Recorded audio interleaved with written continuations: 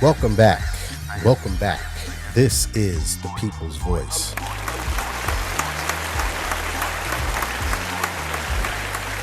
I am Trey Evans, and I am the People's Voice. Thank you again for checking out the podcast this week. As always, it is greatly appreciated.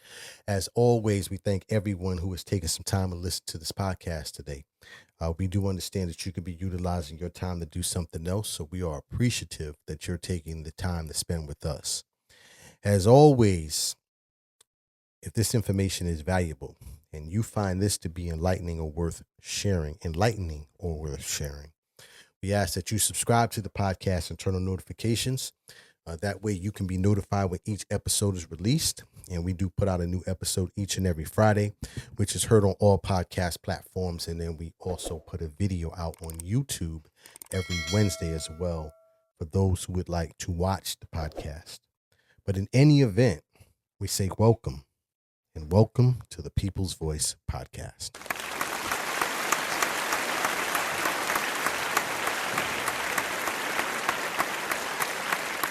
So today, I want to get into the topic of nicotine pouches. Nicotine pouches. And I want to talk about this today for a couple of reasons. Number one, I was doing some research looking for a topic for this week. I came across an article that was written on Axios, and it was discussing a quote or a revelation that was made, or a statement, I should say, that was made by Philip Morris International CEO, the CEO of Philip Morris International. For those who don't know, Philip Morris International is a company that produces some of the most let me go back. Philip Morris International is a company that produces tobacco products, cigarettes, e-pen, vapes, and now nicotine pouches, to name a few of some of the products that they produce. If you don't know who Philip Morris is, Philip Morris has been around since 1847, and this is their business. But in any event, I'm reading the article from Axios where the CEO makes the statement and says that nicotine is misunderstood and that it contains cognitive benefits, which, when I saw it, I just was like, nothing but lies. Lies, lies, lies, lies, lies. I mean, because this is a ploy, in my opinion. I'm just talking about opinion now, to obviously continue to sell products that contain nicotine. Nicotine, as it's been well documented, is a drug and is an addictive drug.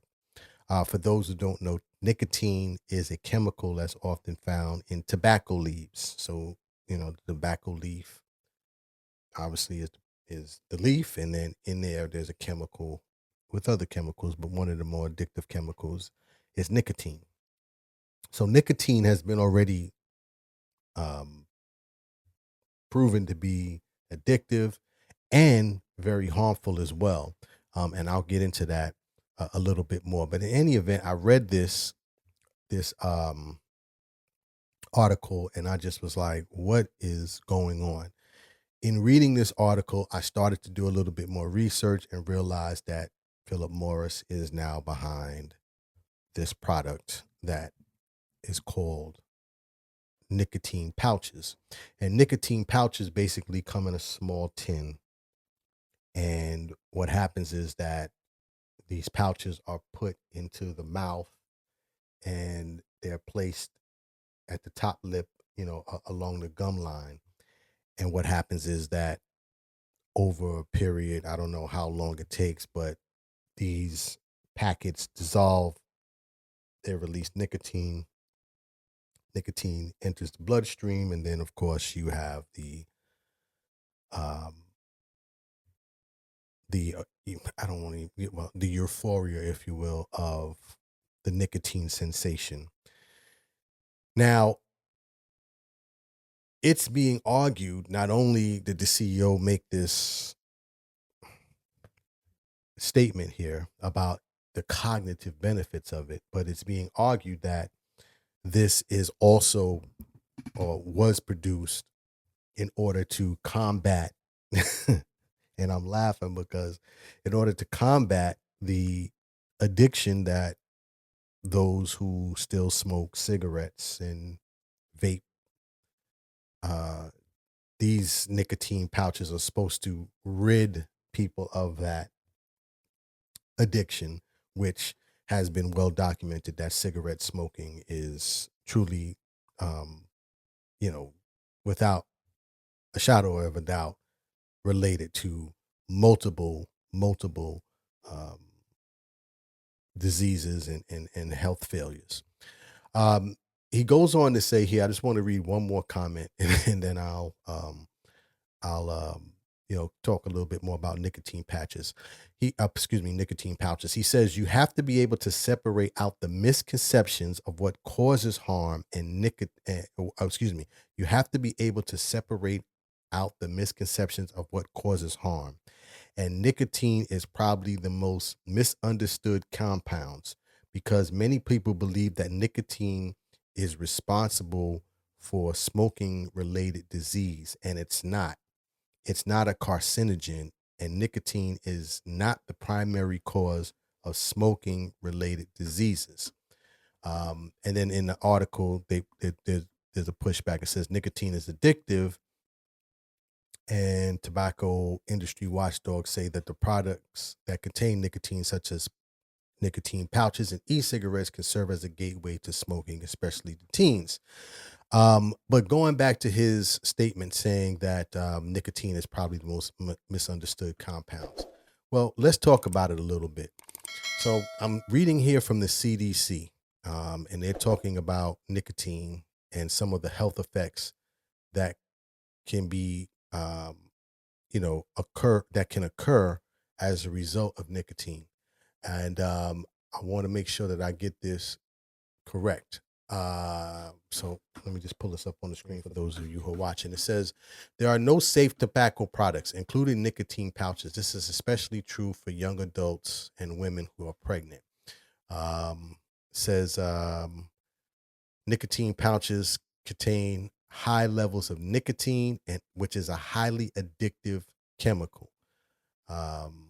It goes on to say more research needs to be done. I'll get back to that. I was looking for the health effects of nicotine. So let me go back to that. But his statement that nicotine is misunderstood is laughable to me as I'm reading that statement, and I'm pulling it up in real time. So just give me a second about nicotine health causes. And I wanted to make sure that I cited this because I don't want to just come out here with hyperbole. Okay, so I'm reading here from the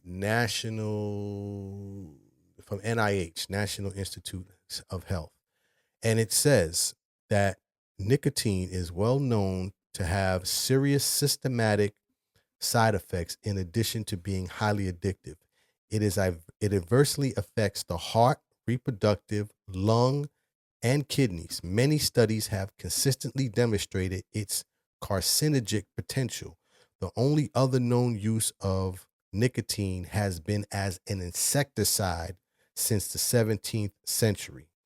After World War II, its use has declined owing to availability of cheaper, more potent pesticides. This is from the National Institute of Health. All right. So again, one more time, when he says that it's misunderstood, I want to get his quote. He says, nicotine is probably one of the most misunderstood compounds because many people believe that nicotine is responsible for smoking related disease, and it's not.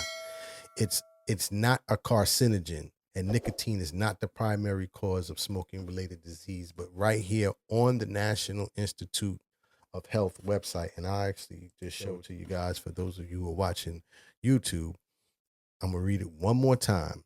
It says nicotine is well known to have serious systemic side effects, in addition to being highly addictive. I already read that. It is many studies have consistently demonstrated its carcinogenic potential. The only The only other use of nicotine has been as an insecticide since the 17th century. I give you all of that information to now bring you up to date to these nicotine pouches. So as I describe what they are, these nicotine pouches go in your mouth. These are being produced because there has been a steady decline over the last 2 decades, even probably 3 decades at this point, a steady decline in cigarette usage because, ta-da, they found out that cigarettes were actually killing people. Let's go into what cigarettes were doing to people. So we have that information as well. Cigarette smoking, I'm reading here from the American Lung Association because, the CEO insists that, this is different than cigarette smoking. It says cigarettes contains more than 7,000 chemicals, at least 69 of which are known to cause cancer. Smoking is directly responsible for approximately 90% of lung cancer deaths and approximately 80% of deaths caused by obstructive pulmonary disease, better known as COPD. And it goes on and on and on. So these products, these nicotine pouches, have been produced based on the company Philip Morris in an effort to wean people off from cigarette smoking, even though they know that cigarette smoking is down and their sales were going down with it as well. Bring you up to date. As of based on so many reports, as a matter of fact, let me play this from CNBC where they talked about the increase not only in the sales of these nicotine pouches, but also the investment that's being made by Philip Morris. So I'll talk about that, and then I'll talk about who's authorizing this, and then I'll close out from there. But this is from CNBC. They did a piece on this recently. $1 on expanding production of Zyn in the U.S. Their capacity is going to expand dramatically. So I think the view is, or there's an understanding that they're going to be able to fill that demand and more in the next year or two. And that growth should only accelerate. And as you heard there, and you might have missed it, so there's been a $600 million investment made by Philip Morris over the next 2 years through its U.S. affiliate to open a nicotine pouch manufacturing plant in Aurora, Colorado. So that's currently in place now. How did they get the authorization to do this? Well, this authorization was provided by the FDA, better known as the Food and Drug Administration. Matter of fact, they received authorization this year in January.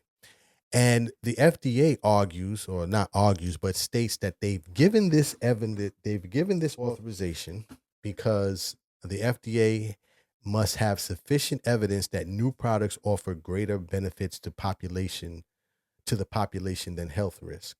It goes on to say, in this case, the data shows that these nicotine pouches meet the bar by benefiting adults who use cigarettes or smokeless tobacco products and completely switch to these products. So this authorization has been given to Philip Morris to produce these products.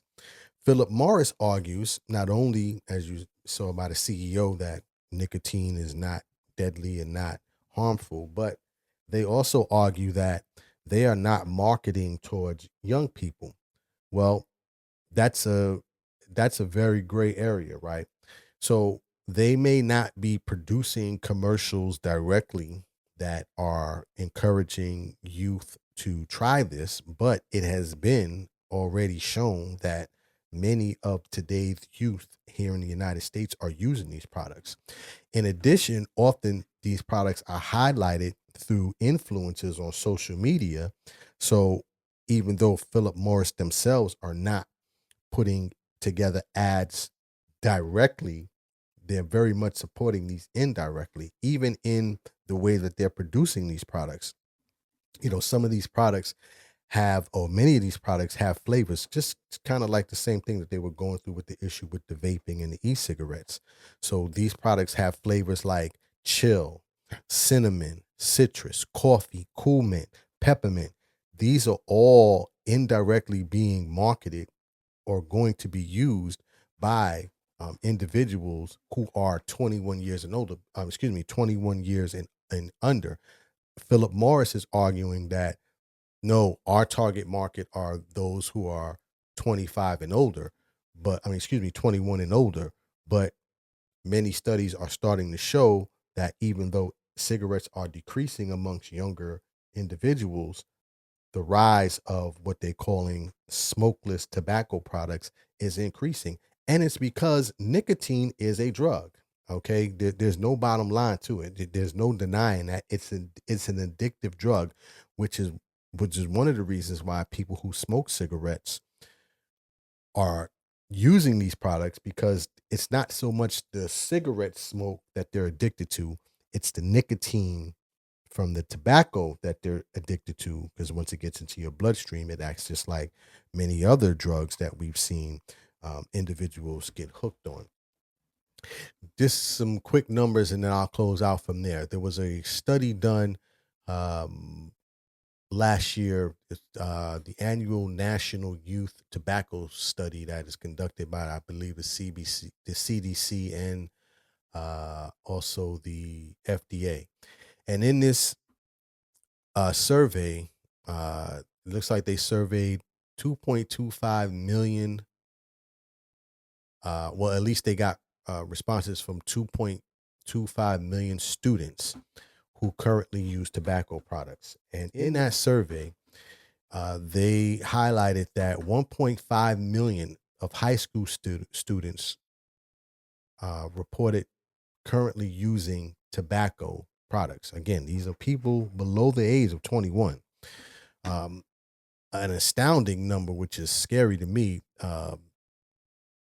5.4% of middle school students reported using currently using some type of tobacco product.